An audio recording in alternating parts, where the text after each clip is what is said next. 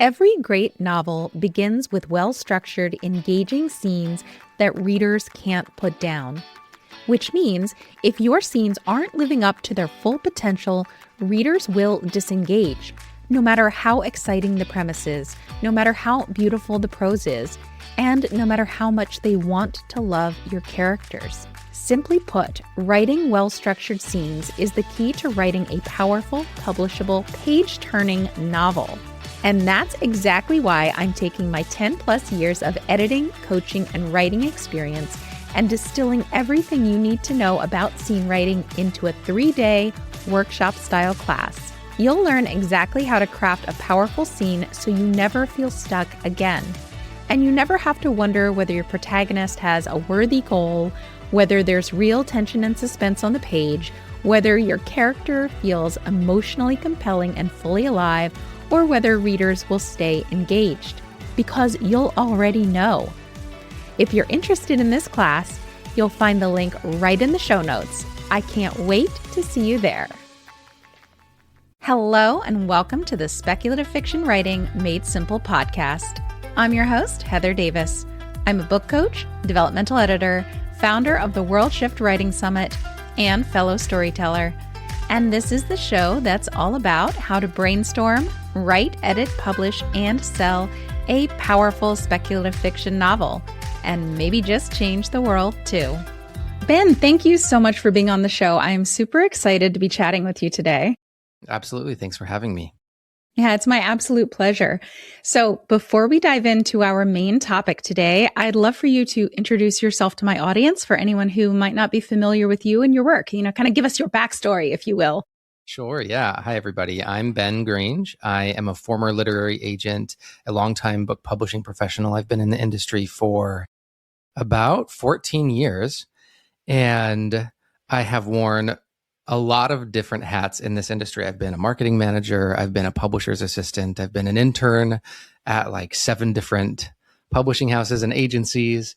I focused as a literary agent on everything from picture book, middle grade, young adult, and adult in fantasy, science fiction, and contemporary genres. So I worked for several years as an agent. One of my favorite books that I worked on was the 2025 Prince Award-winning book Brownstone by Samuel Tier and Marjulia. And let's see, after I was an agent, I worked at the Kindle Direct publishing business at Amazon. So I have experience both on the trad side and on the self-publishing side, and have, just overall worked with a lot of authors throughout the world for a long period of time.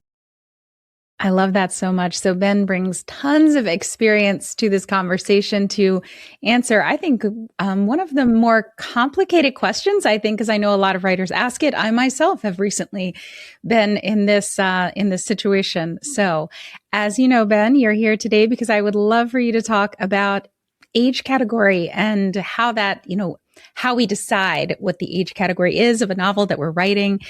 So let's start out. For anyone who might not know even what that is, can you describe what is even age category? What is that?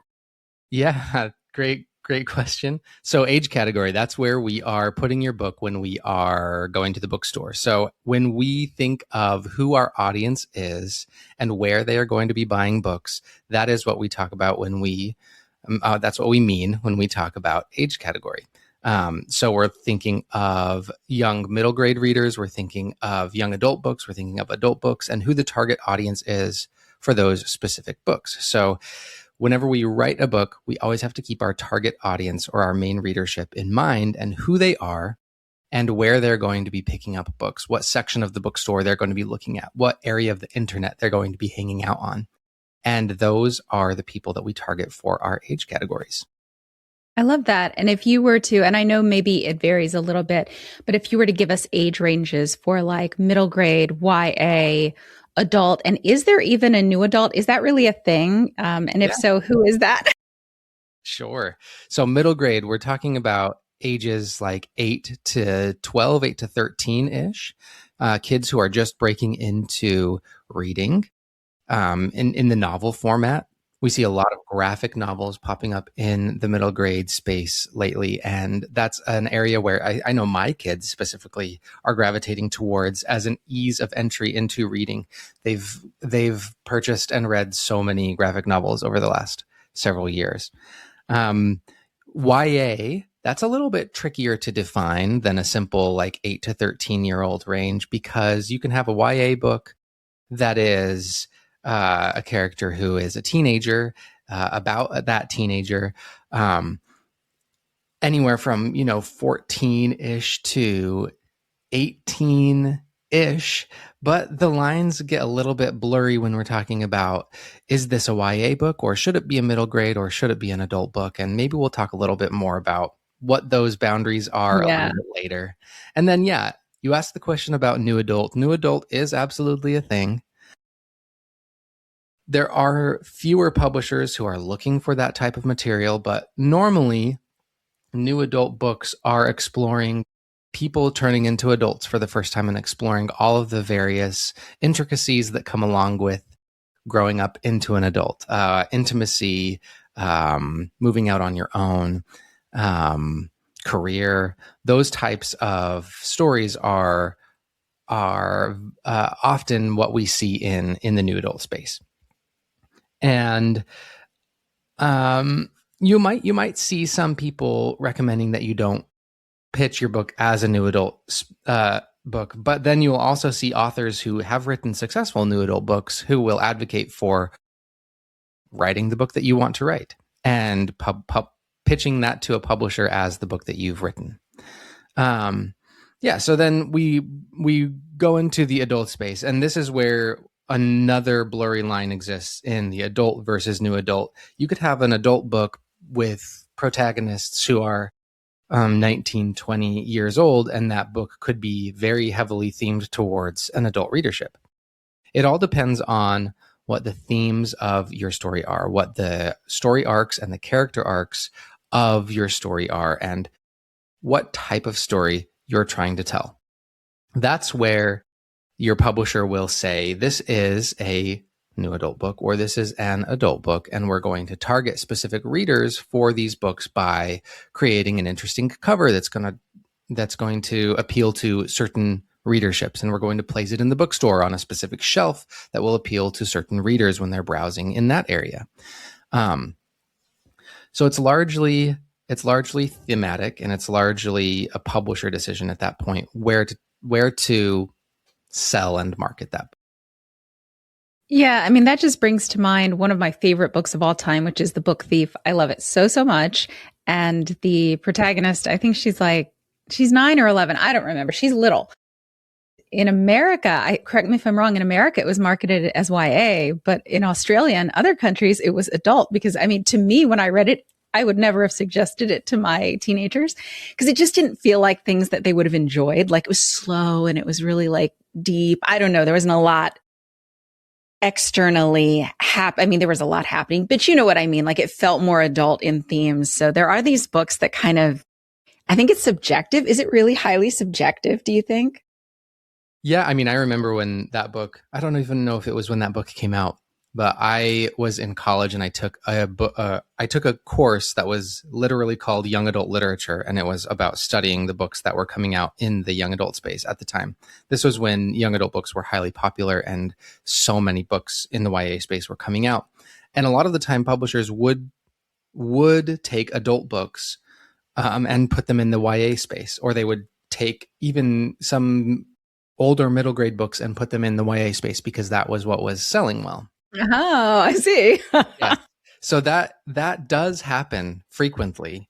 And it's, again, like I said, it's a publisher decision where to put that book because they are trying to sell that book. They're in the business of making money from producing this book. And they want to get as many eyeballs on that book as possible. So they're going to put it in the area that they think is going to give it the best chance of success. So sometimes that means rebranding or I guess not rebranding, but sometimes that means categorizing a book as a specific age group, even though it is written for a different age group. And that does happen often. Oh, that's so interesting. I mean, yeah, I think at the end of the day, it's so interesting because most of us who come to writing, we're like full of all these passions and we're like, it's the art. But at the end of the day, it's the sale, right? And so we have to keep that in mind too. Okay. So you have alluded to this quite a bit. So what are the hallmarks of those age categories? Like what things would put a novel in either middle grade, YA, new adult, adult? Like what would we be thinking about there? Great question. So this is largely defined by market expectations. But there are some books that push the boundaries. So we're going to establish the boundaries, but we're also going to establish that as soon as you understand what those boundaries are, and as soon as you have a handle on how to write fiction, you're allowed to push those boundaries and break those boundaries. So the first boundary we're going to talk about with middle grade, we already talked about the age range. So your characters need to be in the same-ish age range as your readership. So we're thinking of 8 to 12-year-old readers in the middle grade space. And when we read middle grade books, when we write and produce and publish middle grade books, we are wanting to create books that target those readers. And so we create characters who are in the same age range as those. Most of the time in this middle grade space, we're going to see characters who are, 10 to 12 years old for the most part. When we jump into the YA space, again, we're targeting 14 to 18-ish year old readers. And we're going to see characters who are in the 16 to 18-year-old age range. And then anywhere from 18 to deceased can be your age range for your characters in your adult books. So those are the ages that you want to see your characters be for those specific age groups. When I was coming up in the industry, a common refrain that I heard at multiple conventions, writing conferences, and even in my creative writing classes was, when you're writing in a specific age category, your idea is to target your main character as about 1 to 2 years older than your average reader, because your average reader, especially in those younger ages, your average reader is going to look up to a character and want to be like them. And they more often are going to look up to characters who are a little bit older than them, but not too much older than them, not younger than them. They want to be in a position of power as readers. So they don't necessarily want to look up to somebody who's younger than them, especially as kids. So that's specifically for the kids categories for middle grade and YA. I hope that answered your question. I feel like that's perfect. Here. Is there a difference between so that's perfect for age ranges. And I think that gives everybody a really good idea of, okay, if you have a character in these age ranges, this is probably where your novel is going to fall. Obviously there are outliers and we'll talk about those, right? Because that's the reason, right? We need to have this discussion because it gets more complicated. But what about things like POV and stakes? Like, is there a way that POV changes between books? Is there a way that stakes change between the categories? Yeah, so I feel like stakes is the right conversation to have here. POV is an interesting one because you're going to see POV largely isolated to a single character, the younger your story is. The more you age up in your categories, the more POV characters that you can introduce, because your reader will gain more confidence in reading. They'll gain the ability to follow multiple storylines. And so the general rule of thumb is fewer POVs for younger age categories, and you can push the boundaries for how many POVs you want to have in a book the older you get. For stakes, let's define stakes in terms of what you can have or what you should aim for when you're writing middle grade, when you're writing YA, when you're writing an adult book. I like to think about thematically what your characters are dealing with on an interpersonal and intercommunity level when it comes to the stakes of the story. So when you're writing a middle grade book, if the stakes of your story are isolated to your character and that character's immediate community, their family, their friends, their school, that theme, those stakes are definitively middle grade. When you start to expand from there and your characters age up and the stakes of the story expand from their immediate family and interpersonal community, they start impacting their broader community and even maybe the government around their broader community, the politics of their local community, their state community, depending on the world that you've built here, whether it's fantasy or whether it's contemporary here. Those can start to be themes that we explore for YA books. Now, also, I don't want that to be the definitive answer for what you should aim for your YA books and the stakes that you see, because a lot of YA books focus on singular characters and singular issues that character faces within a community, such as illness, death, disease, poverty, etc. But what makes those stories YA, again, is the age of that character and the impacts that the broader community has on that character. And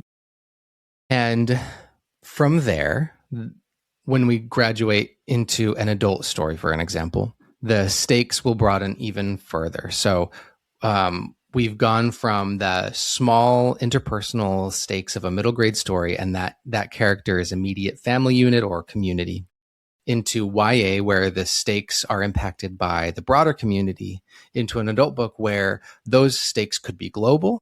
They could be isolated to an individual character and their small community, their family unit, etc.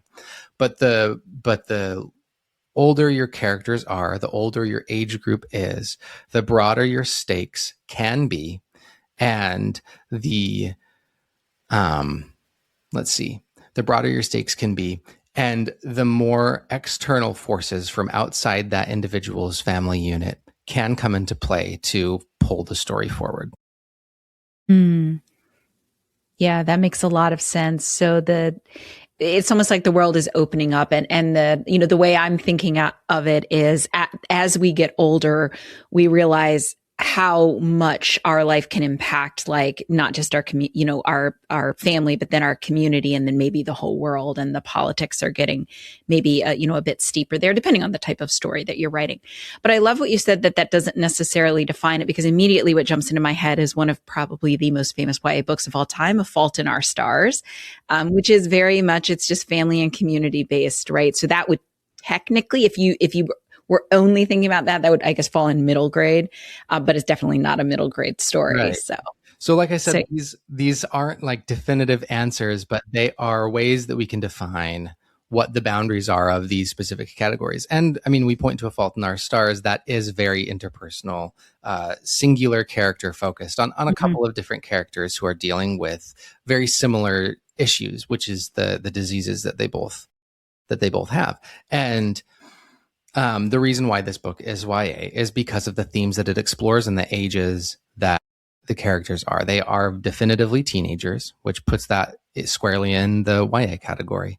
And the stakes that they are exploring are isolated to them and their own lives, what comes after they experience these traumatic issues with each other as they explore their relationship through the cancer that they go through.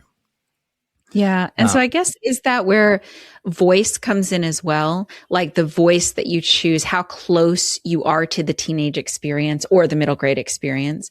You could tell the same story. Like, is there a difference in like how teenage it feels depending on the voice that you're using, or maybe first person, or maybe... Yeah. I mean, voice definitely comes into play here, but if we're thinking about The Fault in Our Stars, let's pull this example back in here, and we think about what would it be if it were a middle grade story? What would this story look like if it were a middle grade story? It would definitely be less angsty. The voice would be very different, like you mentioned. There would be less intimacy exploration in this story, probably none at all. It'd be maybe more family focused. The parents might be a little bit more involved. So there are a lot of different things that we could do to, if we wanted to explore what this book would look like in a middle grade story, we could also think about, on the other side of that, what would that be if we wanted to turn it into an adult story? Mm. And what are the themes that we would pull into this story if it were two adults going through this? And it would probably be maybe a little bit less awkward of intimacy, and it would probably be a little bit more family focused again, because those types of issues tend to make people think about life, and tend to make people think about their immediate family around them, the impacts that they're having on their family and that their family is having on them. And because these characters in this book are YA, because this book is a YA story, it is very self-centered. I don't want to say that in a negative way, but these characters are exploring being themselves and growing up and becoming people and coming of age. And that is a very, very YA type of story. So there are a lot of different themes in that book that make it YA. There are a lot of different aspects to the story that make it YA that don't necessarily fall into that stakes category that we were talking about. So because we've established lots of different ways that we can confine middle grade, YA, and adult stories into their age groups, we can then, if we want to, start to push the boundaries on those stories and try to tell different stories, like with stories like The Book Thief or Ender's Game, or other stories that feature very young protagonists that are definitely not middle grade stories. Yeah, no, that makes a lot of sense. And I loved the way you kind of walked us through like what a story would look like at different age categories. I think that is so, so helpful. So going back to some things, you were talking about intimacy in The Fault in Our Stars and things like that. So I know that there are a few topics that I know that I have struggled with the manuscript I'm writing. And certainly I've heard many writers struggle with the same, like, okay, well, what if I have a character who technically fits into the YA space, but I have themes that I feel like might be too adult, like there's extreme violence, or maybe there's a sexual component, or maybe, the politics, come into play a little bit more heavily in the story than in, the average YA novel. Like, how would you, are there really boundaries around those types of things, or is it a lot more fluid than we think? Can you walk us through that? Yeah, this is a really complex question because of what we talked about a little bit earlier with publishers deciding where they want to put books in bookstores means that they're ultimately going to decide if they're going to label this as YA or if they're going to label it as an adult book. And a lot of the time, even if books have themes of violence, sex, and language, and all of those things that we would necessarily categorize as adult themes, sometimes they'll decide that that is going to fit on the YA shelf because, unfortunately, sometimes we've got to even think about the way that the publishing industry treats men versus women. A lot of the time, a man could write a book and it will get categorized as like an adult epic fantasy book, for example, whereas a woman would write the exact same book and a publisher would categorize that as a YA fantasy, purely based on who wrote the book, which is an entirely unfair thing that our industry does and has done in the past a lot. And so there are industry factors here at play that sort of make this into a more complex conversation than simply how do I navigate these complex issues in my story. Yeah. And it really comes down to, in my opinion, when you're sitting down to write that book, what are the themes that you want to write about? What are the characters going to go through in your book? What is the age group that you are trying to target for a readership? And what are the themes of your story? Like, themes are some of the biggest things that are going to determine where that book's going to sit on the shelf and how you as a writer, as an author of that book, qualify your book as middle grade, YA, adult, because at the end of the day, these age categories are all simple marketing terms that the publishing industry has invented to sell books to specific readers. They've used those as a way to categorize things for people who are interested in going to those sections and picking books out of those sections. But they're wholly invented from an industry perspective. So my biggest recommendation is to always to write what you want to write. Write the story that you want to write. And ignore everything else. And as soon as you want to get that book published, if that is one of your goals, to get that book published, at that point, it becomes necessary for you to start grappling with how the industry operates and how the industry will categorize that book. And so it becomes important for you to understand those different categorizations and where your book falls into those categories. And so if you are writing a book with themes that are more targeted towards the YA scene, you're going to want to work on your manuscript and understand how the rest of your manuscript is going to fall in that YA category.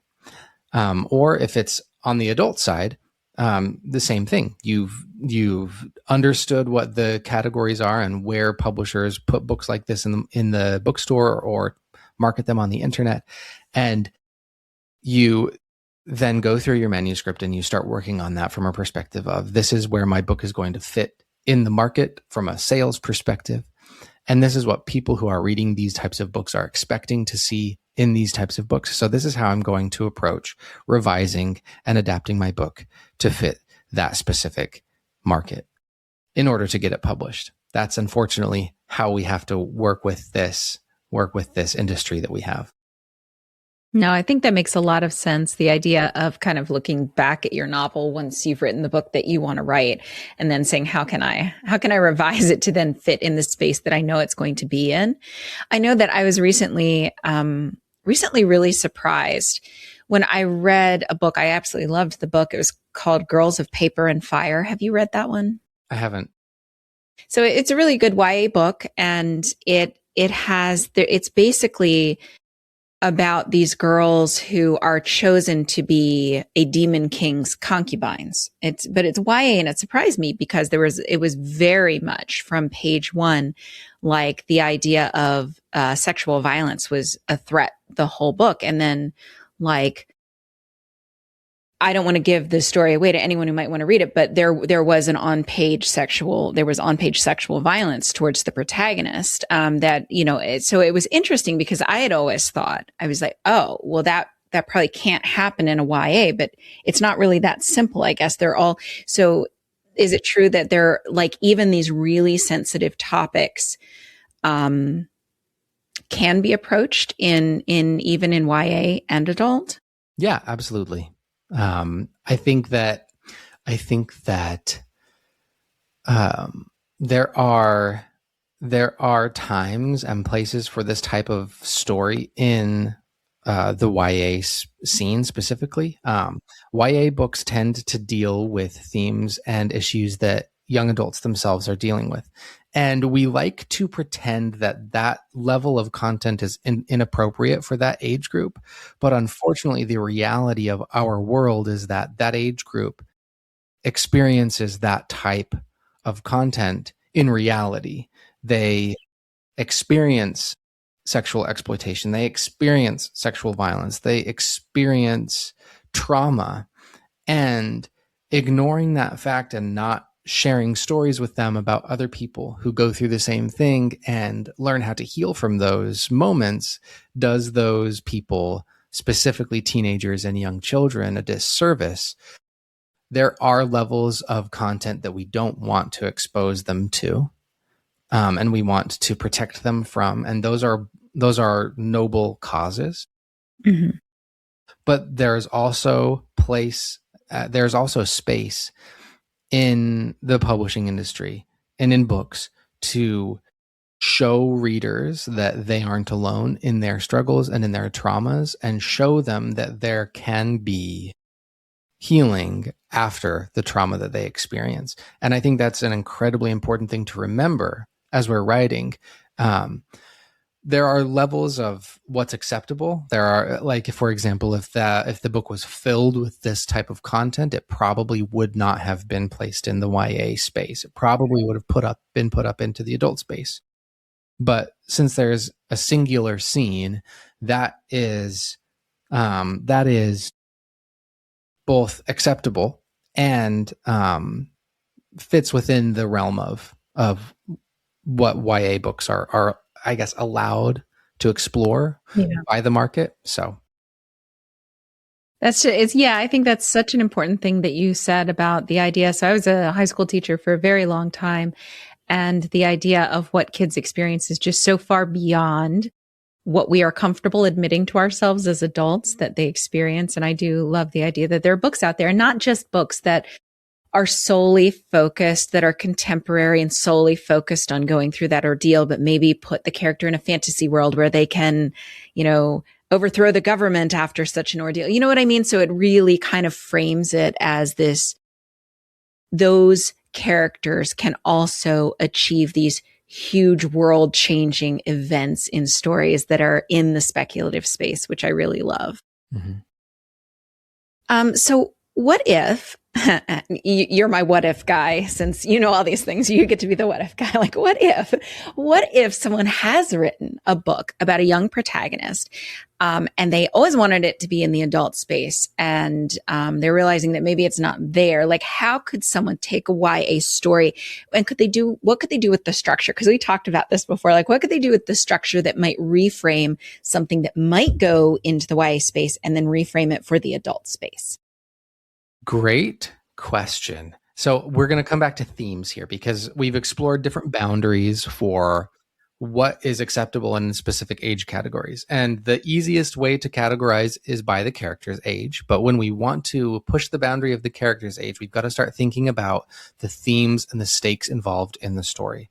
So if we think about what we talked about earlier with expanding the stakes to the broader perspective of the political and global I guess the global political climate of your story that you're writing, then at that point, you can start pulling in themes and motives from other characters that drive and define the rest of your story. If your main protagonist is a child, they are very likely going to be influenced by the adults that are around them. And if this is targeted towards adults, then the adults who are around your main character, who are pulling the strings, who are making the story move forward, they need to have strong motives that clearly define your story as an adult book. These characters might not be your main characters. We might not see their POVs throughout the story, but we understand the stakes that are involved with what those characters want. And the wants and motives and desires of those characters are going to be what drives your main character, your protagonist, to do what they do. And whatever those motives are, need to be defined enough on a political scale or a global scale, a governmental scale, a magic scale, universal scale, whatever it is that you are targeting, it needs to be big enough that your readers understand that the stakes are adult level stakes, and that your character is dealing with adult level problems, even though they are a child. I think one of my favorite examples of this is Ender's Game, which is a child who is like 6 years old, who goes to a space station to learn how to combat aliens who have invaded their planet twice already, and the government is worried that the aliens are going to come back for a third time. And so instead of allowing that to happen, they go on the offensive, and they need somebody to lead that offense and destroy the aliens before they can come back and destroy them. And they choose this child who is a genius to do the work of an adult. And that book is definitely not middle grade. It's definitely not YA. But it does feature children protagonists doing the work of adult people. And the stakes are very clearly defined in that book as adult stakes. And we understand what is going to go wrong with basically the galaxy or the universe at that point if these characters fail to accomplish what the adults want them to accomplish. And then we also get to explore the trauma that comes from all of that inside of a child's mind. What happens to those kids as they go through the rigors of doing the work of an adult, and the abuse that they are subject to as they go through this. And so that we just have to make sure that we keep in mind, if we've got a story that we want to be in the adult space and we have a young protagonist leading the charge, we need to ensure that the themes of the story fit within that adult space, that the character is taking on adult work, and that that the stakes involved from what all of our characters want in the story, all of the motives of our characters are driving the story forward with adult level problems. I love that. That makes sense. Yeah. Yeah. So is there a way, or if you're writing a book where the protagonist is young, and maybe it does fall into the YA category at first, can you talk to us a little bit about subsequent books? What if you see your book escalating to world stakes eventually? They're just not there yet. Like, is there room for that movement, or do you always have to keep it very much framed in the YA, with that YA frame? Yeah, this happens not infrequently, I would say, in the industry, where you start off a series and the book is YA.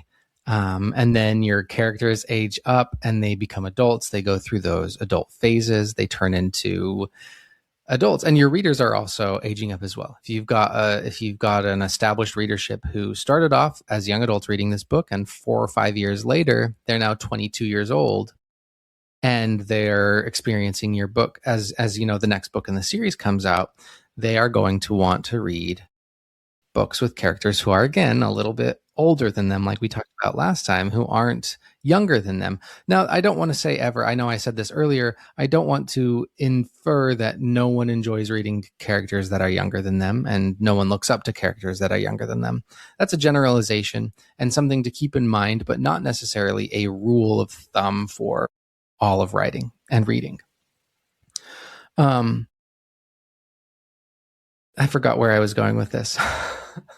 I do that all the time. I'm so glad I'm not the only one. I'm like, what just happened here? My brain likes to just go on side quests. Like, I'll say something and then I'll be like, wait a second, I need to say this other thing first. So, yeah.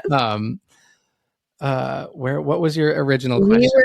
We were talking about the idea of what if it moves from YA into the adult space. Yeah. Yes. Okay. So this happens in the industry. I wouldn't say often, but it does. There are, we're currently dealing with a phase of the industry where younger stories are being phased out. Like, publishers are not publishing as many middle grade books as they once were. Publishers are not publishing as many young adult books as they once were. Those markets are shrinking, largely due to the fact that young kids simply aren't reading as much as they used to. And more adults are reading.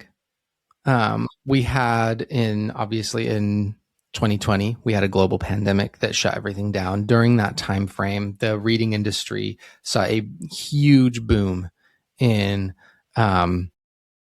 people coming back and finding books again and reading. And so many books sold during the pandemic. We've obviously leveled out since then, but even still, we are still seeing more and more people coming into the hobby of reading. And more and more people are therefore wanting to write books as well. So unfortunately, we're dealing with industry landscape at the same time as, you know, this question of can I write a YA book right now and have it age up into an adult book eventually? Like, the answer is yes, you can.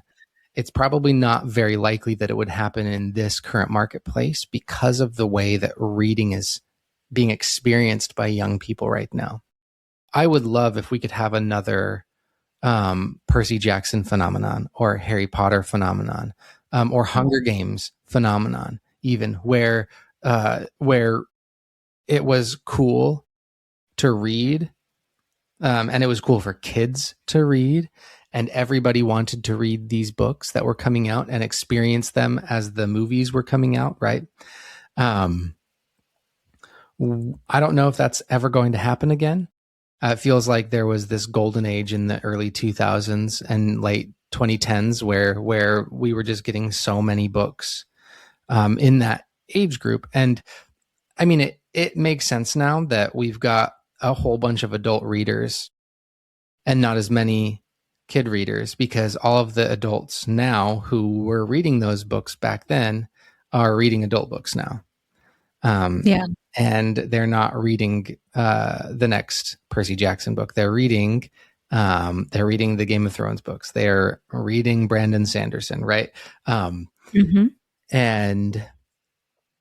I would love for another series like those middle grade young adult series to come out and sweep across the nation and turn young readers onto reading again. But unfortunately, publishers are making less investments in those spaces. And so we are not likely to see that happening very often in the future. That's not to say that it can't. And that's not to say that you shouldn't write that if you're writing a book. Because again, the best thing that you can write is the book that you want to write. Always, forever, that is the best thing that you can write. But we have to understand how the market works as well and how the industry works if we are going to try to get that book into the industry and in the hands of readers. Yeah, I know just from like I said, I was a teacher for a very long time. And I remember when I first started teaching, there used to be bunches of, so I always taught high school, 10th through 12th grade. And in the sciences, and there would always be the kids who, there was always like downtime between assignments or things that we were doing. And there were always these kids who brought their books with them to read. And I was a teacher for 15 years, and that stopped like in the last, 5 years of my teaching. There were no more kids who brought books with them. They just all brought their cell phones. This is, an entirely different conversation. But yeah, I mean, so I did see just on the ground level of teens and children, they were just not reading as much. And it is very heartbreaking, to think that, wow, is this, even my daughter, she does a lot of reading, but her favorite books, I think right now are, they are, oh my gosh, comics and things like that and graphic novels, which are still books, which is wonderful. But, when I'm thinking of like tomes that I want my kids to read, and they're like, oh my God, that book is so big. And I'm like, yes, I know, but that's what makes it so good. Yeah. I don't know. Mm-hmm. I also I just want to reiterate what I said earlier, what you just said. Reading graphic novels, reading comics is an absolutely valid way to experience literature. And I love that more of these books are available now than they were when I was a kid. Like, I grew up with dyslexia. I grew up with reading disorders. I grew up with ADHD. It was so hard for me to sit down and read. And it wasn't until I was a teenager that I finally got over that specific challenge in my life. And, that's a whole different topic, whole different story. But I wish that I had that accessible, easy reading experience when I was a kid. And I'm so glad that people who have the same challenges that I did growing up now have those books there available for them to sit down, and they can read through it in 30 minutes to an hour and experience the joy of reading through those graphic novels. I think that's an amazing thing that the industry has done, and that I guess that readers have forced the industry to do. Yeah, I feel the same way about audiobooks. I know. So I also have ADHD, and as a teenager, it was really, really difficult to sit down. So reading was hard because that meant I had to sit in a seat, and that was like, oh, well, that's not going to happen. I mean, I did read a lot, but it was under great stress. You know what I mean? I had to force myself to do it, and it was really difficult. And now I'm like, my gosh, I can just put on an audiobook. And I think of all the kids out there, my own children will always listen to the audiobook while reading their whatever book they have to read for school or whatever. You know what I mean? So they can have it auditory and visual at the same time. And I love that the world of books is opening up to books in many forms and in many ways to experience them, which is so good. Audiobooks are amazing. I know my oldest son, he is a phenomenal reader. Phenomenal. Mm-hmm. Like he's been reading super well since even before he started school. I remember in kindergarten, we had his first parent teacher conference and his teacher was like, he already knows like how to read. Here's the list of words we wanted him to know by the end of the year. And half the class doesn't know half of these yet. And he knows 4 times as many words as this. So Nice. he's been a great reader his whole life, but he struggles with that same ADHD tendency to he has a hard time sitting down and just wanting to read unless he's like laser focused and like knows that he's going to love it. Then he'll sit down and read it. But for the most part, audiobooks are how he experiences reading right now. And I love how accessible audiobooks are. Love it. Because without them, my kid, he would not be reading as many books. Yeah, I feel the same way about my kids and about myself, just because like when I go out and, I was telling you before we hit record, I'm going to go out for a nice 2-hour walk after this conversation. It's going to be lovely, but what's going to be in my ears is the newest book that I'm reading, because I love to read with my ears. That's my favorite way, because I get to be up and around and doing that. So our conversation, does that mean that YA, like when we say that YA and middle grade is going, like they aren't as many being published, like how dramatic is that? Is it like a small thing, or is it like, wow, this is really many, many fewer books being published now? Yeah, it's a big thing. I mean, one of my best friends is a middle grade author. Her name's Tay Keller. She is a Newbery Award winning middle grade author. She's written multiple books, Science of Breakable Things, When You Trap a Tiger. Her most recent book came out called When Tomorrow Burns. Mm-hmm. And she is a very, very established middle grade author. And even she is having conversations with her publishers right now about what to do next, because middle grade is shrinking so drastically that even somebody who has won the Newbery Award and is established as a middle grade author who writes books for kids is wondering, what do I do next? Right? That's how big of an impact this is having on the industry. Publishers are still publishing these books. They will still be publishing middle grade books. But it is to a point where we are seeing fewer and fewer publishers willing to take the risks on books that don't earn them the same level of investment, or I guess a same level of return on their investment as an adult book. And this goes to market expectations and printing costs and selling prices, which is a whole different conversation that you probably didn't even want to have today. But just thinking about it from a perspective of YA versus adult books, you can have a YA book with 90,000 words, and it's targeted to a YA fantasy readership. You can have an adult book that is 90,000 words, and it is targeted to an adult fantasy readership. And that YA book, when it comes out, is going to cost like $22 or something like that. And when the adult book comes out, it's going to cost like $34 or something like that. And they are the same length. They cost the same amount of money to produce, but the market dictates that YA books have to sell for less than adult books. And so publishers don't want to publish as many books that are going to sell for $10 less than what those adult books are selling for. So this is interesting. I would have never stopped to think about that. Oh, wow. Mm-hmm. Lots of different intricacies, complexities with how this all works and why publishers do what they do. Middle grade books sell for even less, by the way. So, yeah. Well, so now we've depressed the middle grade and YA writers out there. We're sorry. No, but I do feel, I remember when I first read Jane Friedman's book, The Business of Being a Writer. I don't know if you've ever read that book. Okay, it's a phenomenal book. But I remember when I got done thinking, this is the best book on writing I've ever read. And I am so depressed right now. Because it takes this thing, where you're like, oh, it's about passion and it's about my vision. And then it's like, no, it's actually, this is really hard. It's hard to make it. It's hard to, we're thinking about price and we're thinking about, what I mean? All those things that we've just been talking about. It's a business, and that can make the art of it feel a little bit sad. It's the conversation I always like to have, which I've mentioned a few times, sort of, but just write what you want to write. That is the most important thing. It always is the most important thing. And if your goal is to be famous, if your goal is to sell a lot of books, if your goal is to be published by a traditional publisher and write full time as a writer, those are all worthy goals to shoot for. Like those, none of those things are bad, but they all rely on the business aspect of this industry, and they don't rely on the artistry of the industry.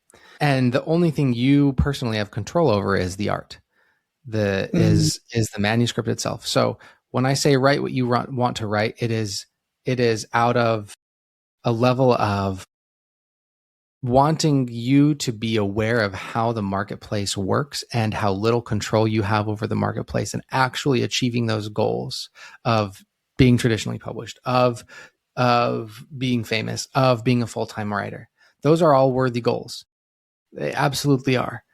But you don't have control over them. And they are all reliant upon other people making decisions that you can't influence. So the only thing you can do is go write that book. It is the only thing that you can do. And granted, if you have the means by which to hire an editor, or you have the means by which to self-produce and publish your books and get those books out there, those are all things that are possible for some people.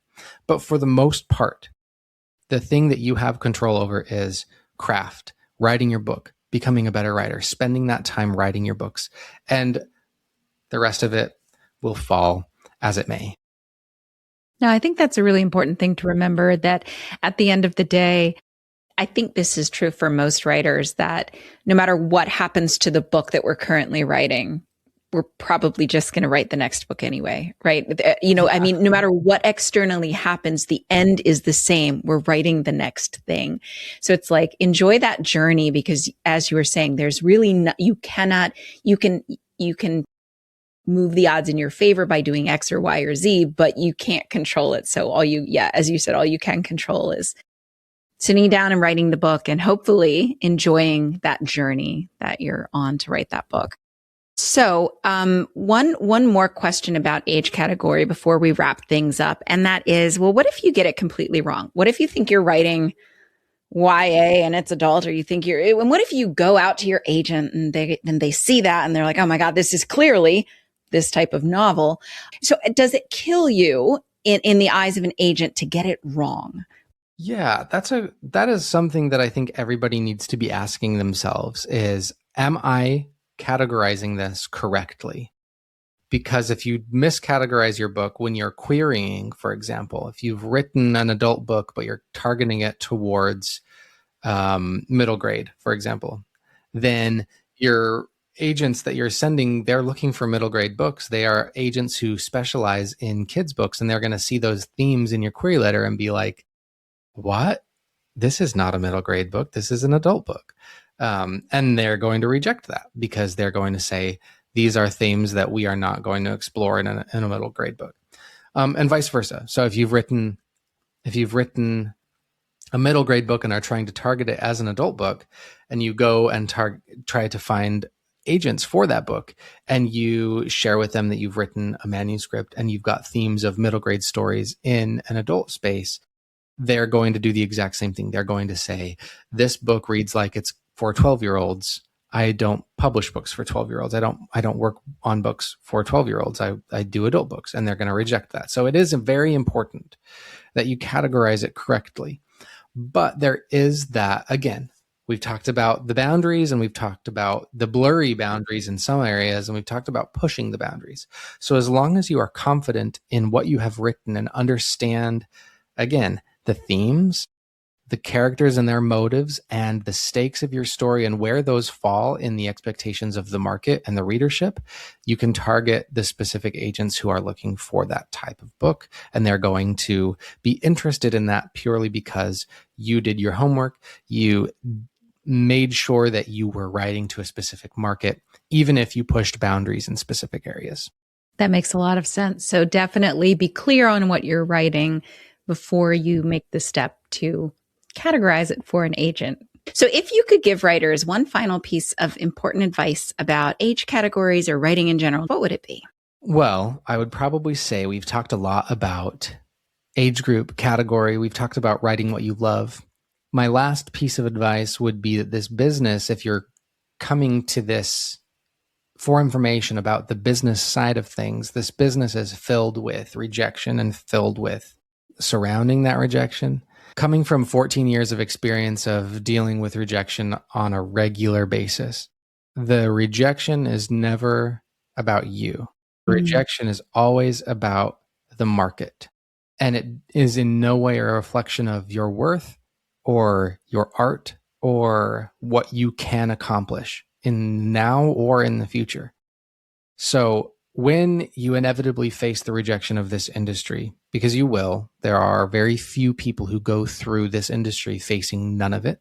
When you face that rejection, the best thing that you can do is to remind yourself why you did this to begin with, why you started writing to begin with, what drove you to write that manuscript, and then use that motivation to write the next one. Because the only way you will see your dreams fulfilled, see your goals fulfilled of writing and publishing is to continue to write your manuscripts, no matter what happens on the rejection stage or the acceptance stage when working with agents and publishers. Just keep writing and remind yourself all the time of why you wrote, especially in those dark moments when you feel like nobody likes what you're doing. Keep writing anyway and keep doing it because you love it. I love that. That's such important advice. And if there are writers out there who are like, I definitely need to work with this Ben guy, he sounds awesome. Where can they find you and what freebies do you have for them there? Sure. Yeah. So I currently am I do a lot of things. So I run, many of you might know that NaNoWriMo, the organization that operated National Novel Writing Month, they imploded last year. And me and a few people, my wife and my brother, put together a website called 3030. That's THIRTY30. And you can find that at 3030k.com. That's THIRTY30k.com. And that is a writing challenge that is similar to how NaNoWriMo operated, but a little bit differently. We have 4 main writing challenges every year where our goal is to write 30,000 words in 30 days, hence the name 3030. We operate challenges in February, May, August, and November.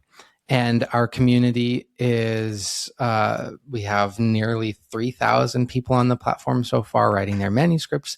You can track your word count on the on the website.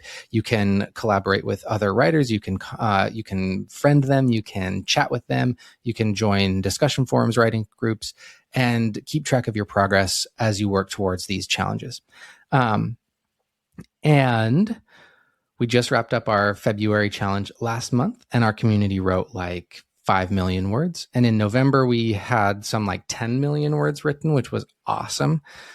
So we're gearing up for our May challenge in about a month. Yeah. So we've got April and then May. We have like 1 month left until our next challenge.